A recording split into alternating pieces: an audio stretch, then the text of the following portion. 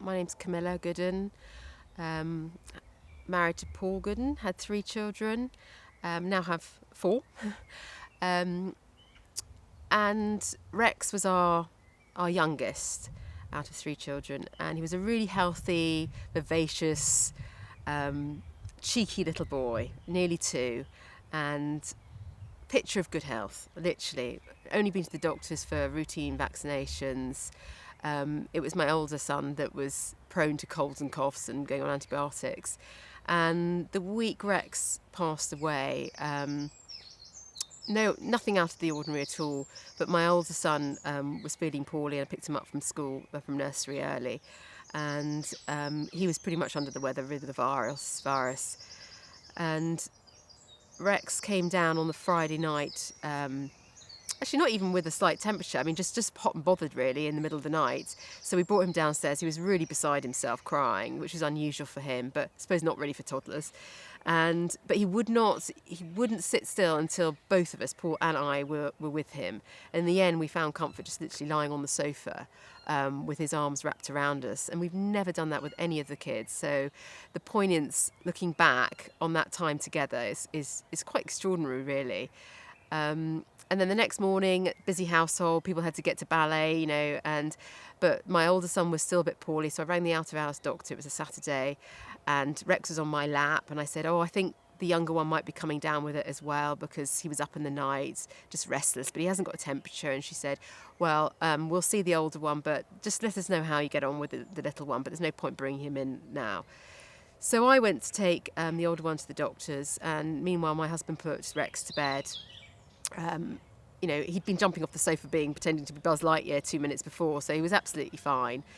And we were sort of met with every parent's worst nightmare, where he didn't wake up from his lunchtime sleep, and we had no answers. And then we were rushed to hospital to be with him. They found no vital signs at all. My other son, still poorly, was put on a drip for antibiotics because we just didn't know what was going on. And then 2 days later, my daughter was also taken in. So I just thought, what's happening? All of them are going to go. But the medical staff were amazing at Farnborough.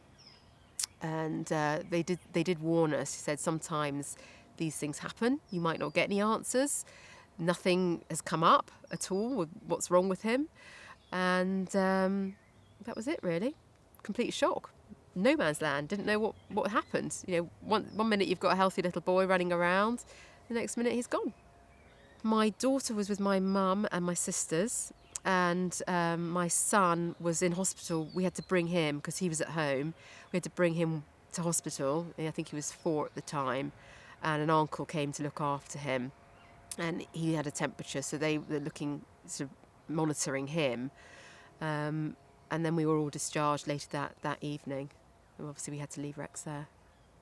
Didn't sleep a wink for days. Total shock.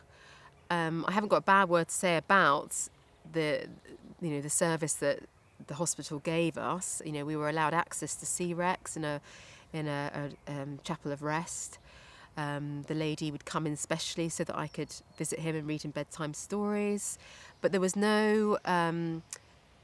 nothing for us, no counselling service for the parents or for the other children at this point. And we did have to go and see our GP the next day, who was fantastic. But we weren't really offered any support at all. It was up to getting in touch with the charity, the Lullaby Trust, who helped us through the initial days. But with the Lullaby Trust, they look after parents who've had children die of SIDS, which is under 12 months, and it didn't really resonate with us. So they put us in contact with a charity called the SUDC Foundation in America, and that's when we felt we're finally being supported. Other people had gone through the same thing we'd gone through.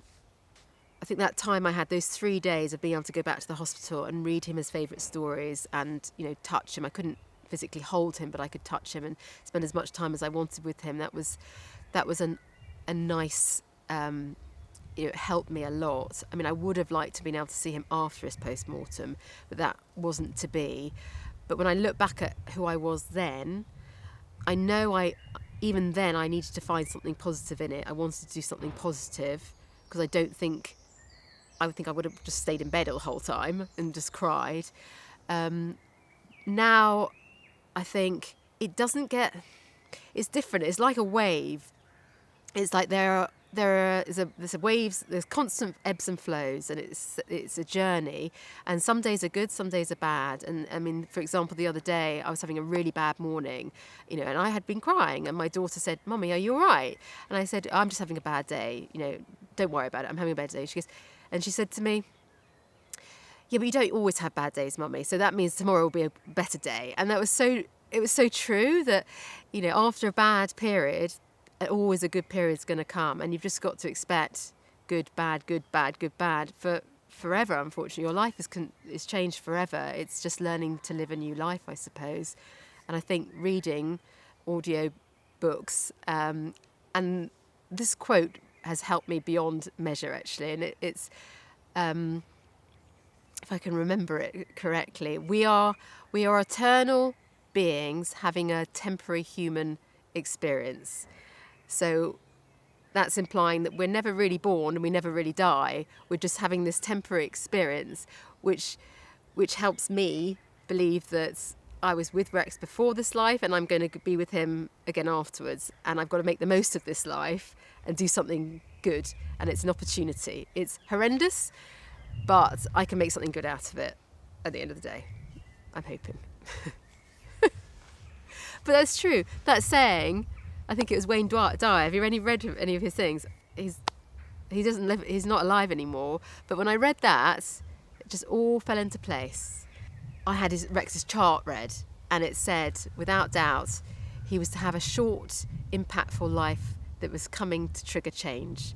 And again, I just clung on to that to think, okay, he was never going to grow up. Don't get upset when I see, the fact that he's going to school should have been going to school in September, and all the other little boys are going to go on stage and do their bits, and Rex could have been there. No, that's not what he was here to do. He was here to trigger change. So you have to think completely differently. You have to change the way you think.